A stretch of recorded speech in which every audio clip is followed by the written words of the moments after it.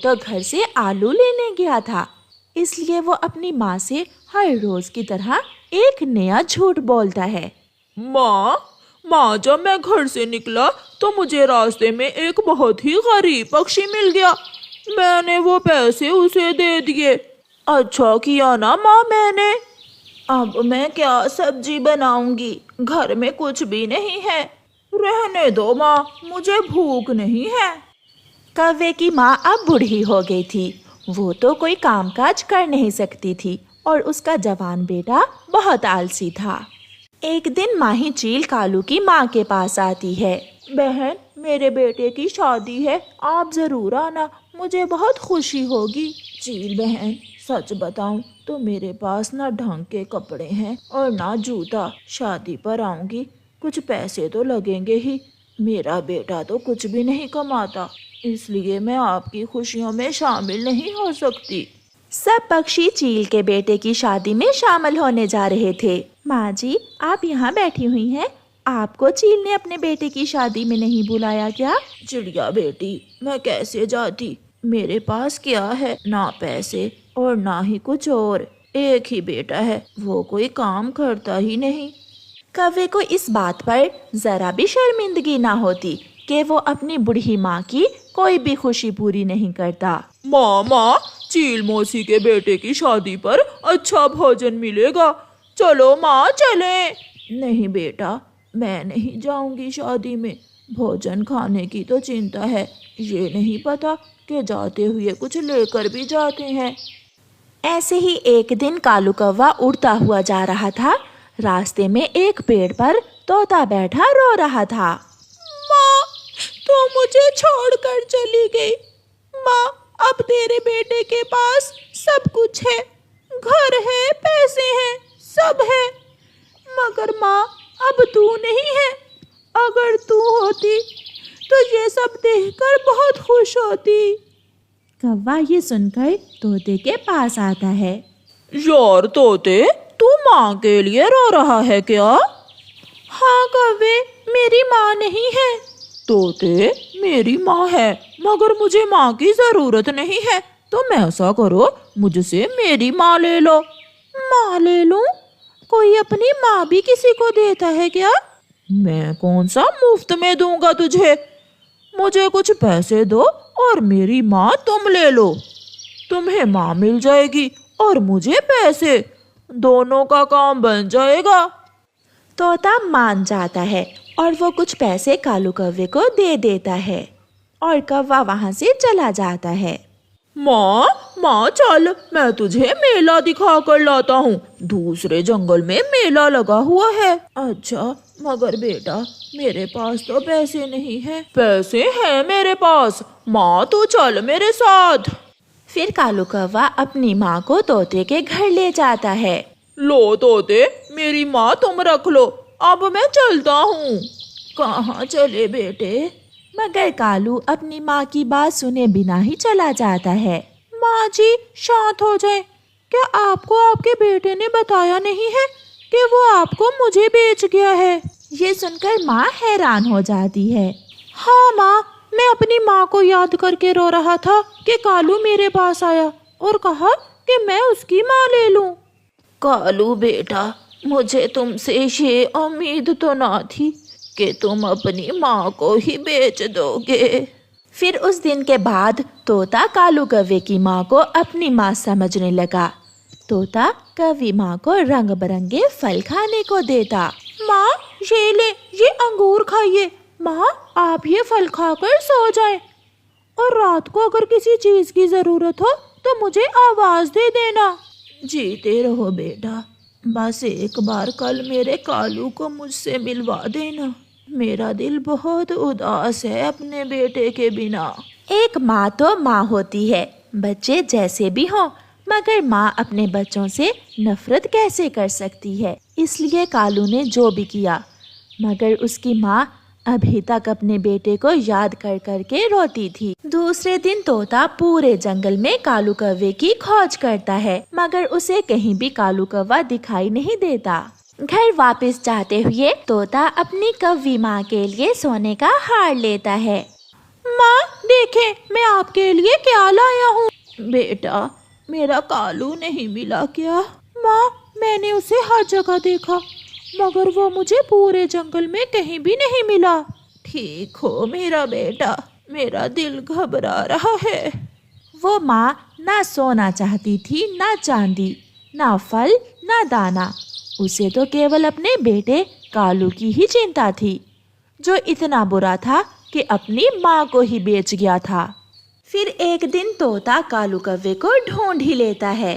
कालू मेरे साथ चलो, माँ तुम्हें बुला रही है। वो ना सोना चाहती है ना चांदी। मैं हर रोज तरह तरह के फल ला कर देता हूँ माँ को, मगर माँ खुश नहीं होती। वो हर समय तुझे ही पुकारती रहती है, ना रात सोती है ना दिन। मैंने माँ के साथ इतना बुरा व्यवहार किया, मैंने माँ बेच दी और माँ फिर भी मुझे ही याद करती है। ये कहते हुए कालू कौवा रोने लग जाता है। मेरे साथ चलो कालू। फिर तोता कालू को साथ लेकर अपने घर जाता है। अपने बेटे को देखकर कालू कौवे की माँ अपने बेटे से लिपट जाती है। कालू कौवे, ये होती है माँ जो अपने बच्चों के हर गुनाह को भूल जाती है, हर गलती माफ कर देती है। कालू मेरे बेटे, मैं तुमसे कुछ नहीं मांगती, मुझे कुछ ना देना, मगर फिर कभी मुझे छोड़कर ना जाना। मुझे माफ कर दो माँ, मुझे एहसास हो गया है। फिर कालू अपनी माँ को अपने घर ले जाता है। प्यारे दोस्तों, इस कहानी को लाइक, अपने दोस्तों के साथ शेयर और चैनल को सब्सक्राइब करना बिल्कुल मत भूलना। आपका धन्यवाद। जंगल में तेज बारिश हो रही थी। कल शाम से सभी पक्षी अपने अपने घरों में बैठे हुए थे, मगर आज तो उन्हें जाना ही था, क्योंकि अब उन सब के घरों में दाना खत्म हो गया था। गौरी कौवी अपने बेटे जग्गू को साथ लेकर चिड़िया के घर आती है। चिड़िया, मैं जग्गू को भी साथ ही ले आई हूँ, इसे कुकू और गुड़िया के पास छोड़ जाती हूँ, घर में अकेला डर रहा था। गौरी बहन, तुमने बहुत अच्छा किया। बच्चों, आराम से बैठकर खिड़की से बारिश देखना, कोई शरारत नहीं करना। मम्मा जल्दी वापस आना। पागल, बारिश में दाना मिलना बहुत मुश्किल होता है।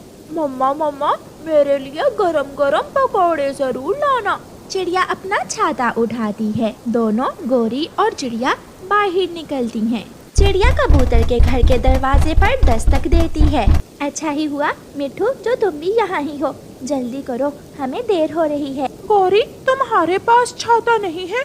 एक था मगर कालू ने बेच दिया।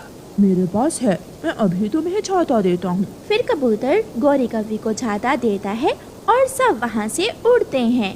हवा कभी तेज हो जाती तो कभी रुक जाती। थोड़ी दूर जाकर उन्हें बहुत ही स्वादिष्ट खुशबू महसूस होती है। ये खुशबू तो पकौड़ों की है। वो सब खुशबू के पीछे पीछे खींचे चले जाते हैं। वो सब चीलती के ढाबे पर पहुंच जाते हैं। आप सब बड़े छपरे के नीचे बैठ जाओ, क्या खाओगे? चिड़िया, मेरे पास तो देने को कुछ भी नहीं है। मेरे पास भी कुछ नहीं है। पकौड़े खाओगे या समोसे? चिंता ना करो, मेरे पास 100 रुपए है, आज की पार्टी मेरी तरफ से हुई। चीलती, 100 रुपए के गरम गरम पकौड़े ला दे। मीठी चटनी लोगे साथ? हाँ चीलती, मीठी चटनी तो मेरी फेवरेट है। चीलती उन्हें पकोड़े दे देती है। वो सब मजे मजे से पकोड़े खाने लगते हैं। ठंडे ठंडे बारिश के मौसम में गरम गरम पकोड़ों से स्वादिष्ट कोई चीज नहीं है।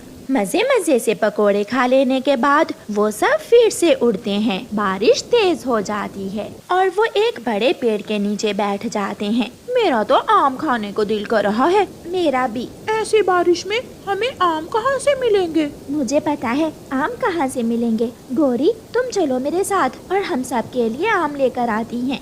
गौरी कौवी और चिड़िया अपने दो दोस्तों को वहाँ छोड़कर पके हुए आम लेने चली जाती हैं। पहाड़ की दूसरी तरफ एक आम का पेड़ था, जिसका चिड़िया को पता था। बहुत मुश्किल से गौरी कौवी और चिड़िया उस पेड़ तक पहुँच जाती हैं। अरे, यहाँ तो केवल एक ही आम लगा हुआ है। कल तक तो ये पेड़ भरा हुआ था। शायद रात की तेज हवा से पके हुए आम गिर गए होंगे और पक्षी उठा कर ले गए होंगे।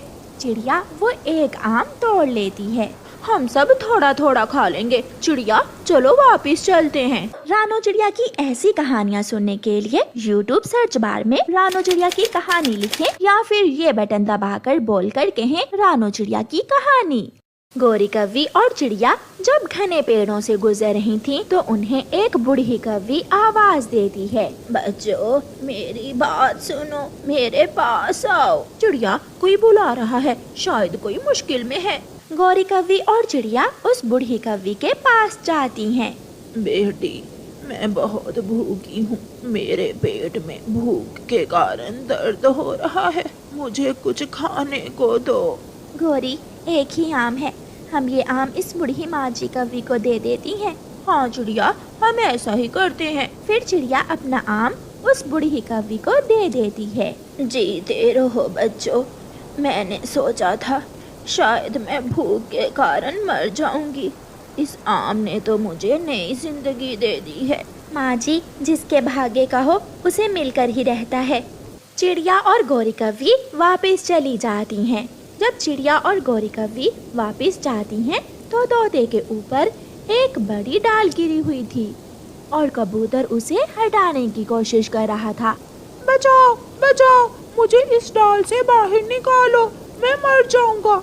कबूतर भैया ये सब कैसे हुआ? चिड़िया जैसे ही आप गई तो ये बड़ी डाल ऊपर से गिरी और मिट्ठू नीचे दब गया। रुको मैं यहाँ से पकड़ती हूँ और चिड़िया तुम लकड़ी से उठाओ। वो तीनों मिलकर जोर लगाती हैं, मगर वो डाल तो हिलने वाली ना थी। ये हमसे नहीं होगा, बहुत मुश्किल है। तो क्या मैं इसी डाल के नीचे दबकर मर जाऊंगा? मुझे बाहर निकालो जैसे भी हो। मैं चील ढाबे वाली को बुला कर लाती हूँ, मैं अभी जाती हूँ।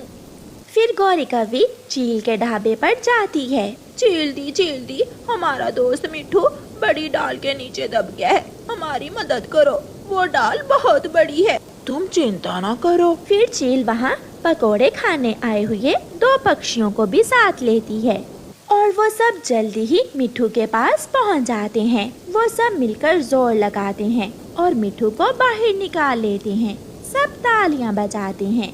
बच गया, मैं बच गया, मुझे मेरे दोस्तों ने बचा लिया है।